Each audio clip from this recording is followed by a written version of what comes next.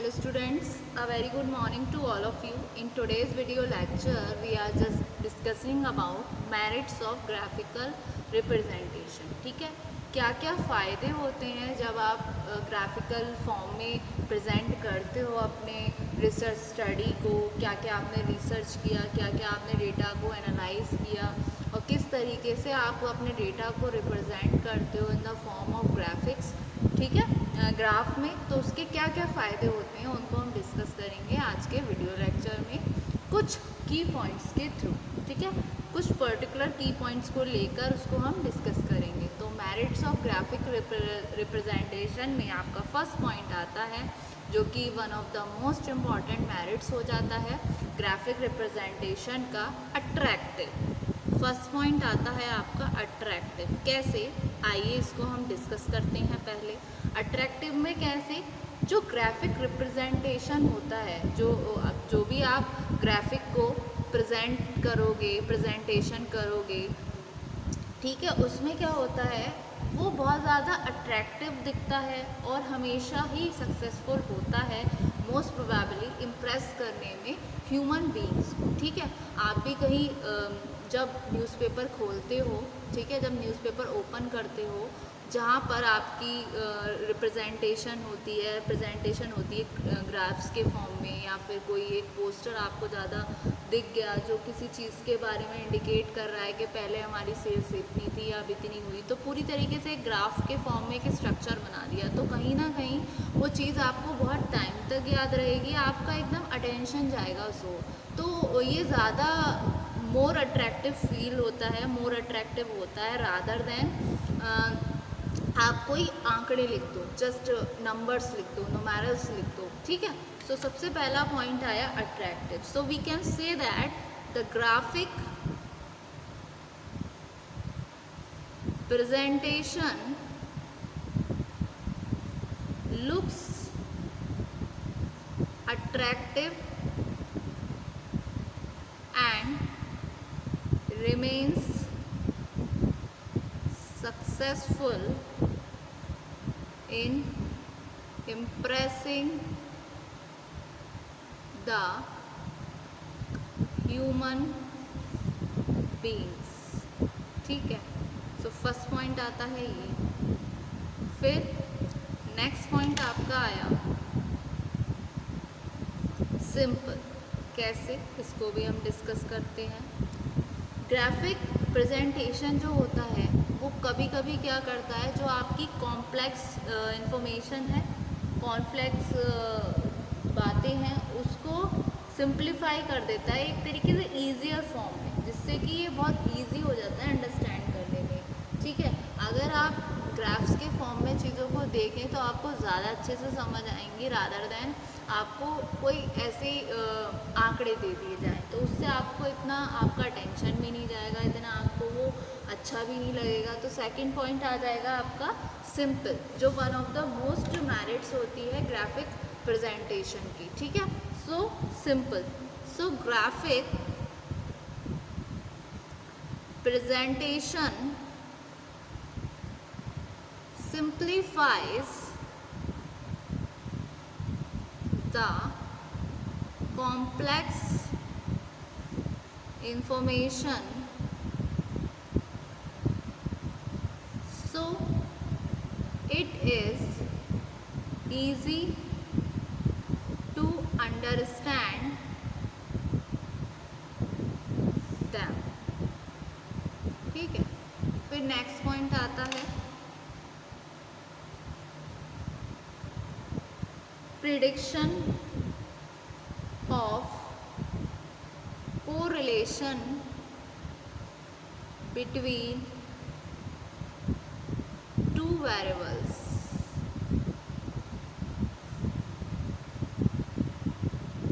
ठीक है। सो यदि टू वेरिएबल्स प्लॉटेड हो रहे हैं सेम ग्राफ में, तो वो क्या रिवील करेंगे, एक तरीके से डिग्री ऑफ कोरिलेशन, कि उन दोनों के बीच में आपस में क्या रिलेशन है, क्या कोरिलेशन है। तो कहीं ना कहीं ये प्रेडिक्शन करता है कोरिलेशन का दो वेरिएबल्स के बीच में। अगर आप वैसे देखोगे आंकड़ों को तो आप इतनी एनालाइज नहीं कर पाओगे ज़्यादा अच्छे से जितना आपको ग्राफिकल प्रेजेंटेशन के थ्रू इजीली पता चल पाएगा कि इन दो वेरिएबल्स के बीच में क्या रिलेशन है, क्या को रिलेशन है। ठीक है, so if two variables are plotted on the same graph, they reveal some degree of correlation between them। ठीक है, फिर नेक्स्ट पॉइंट आता है comparative study.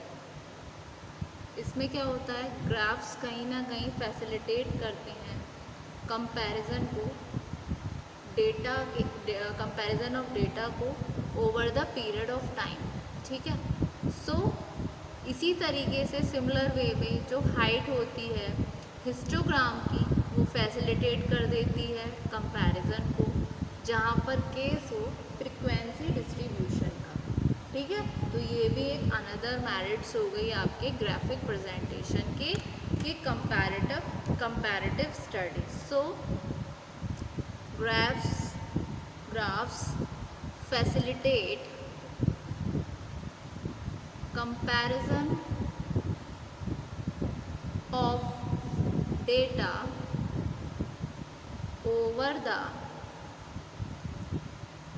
period of time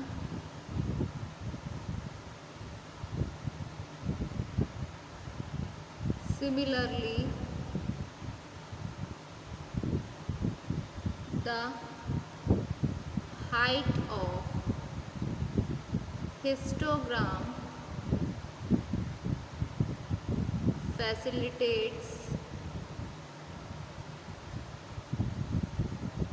comparison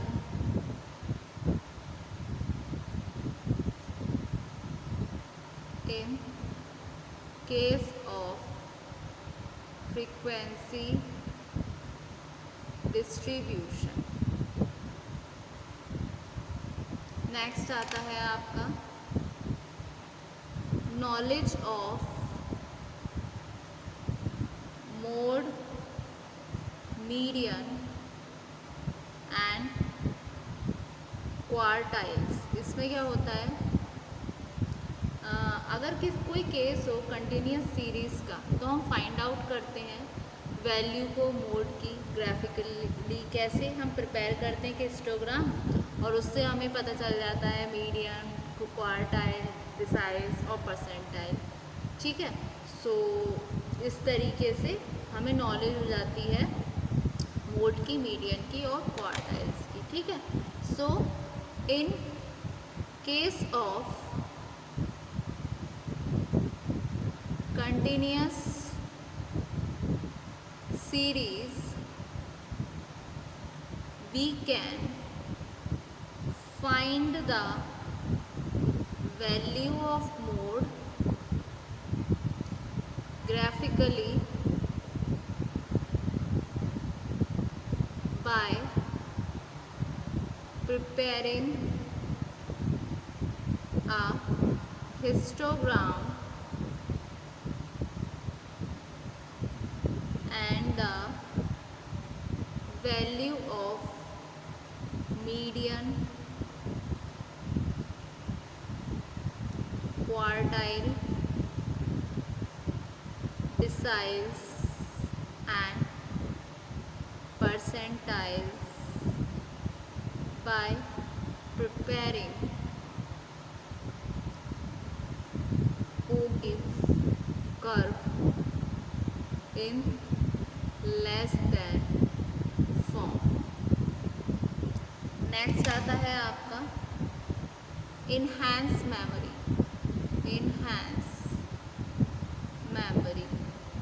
इसमें क्या होता है, ग्राफिक प्रेजेंटेशन जो होता है वो एक तरीके से लॉन्ग लास्टिंग इम्प्रेशन क्रिएट करता है, ठीक है, ह्यूमन माइंड में अगर बात हो न्यूमेरिकल डेटा में तो। सो हर कोई इसको इजीली रिकलेक्ट कर पाता है after a passage of time, ठीक है।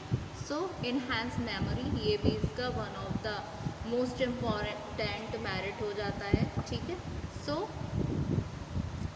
Graphic presentation leaves a lasting impressions on human mind in relation to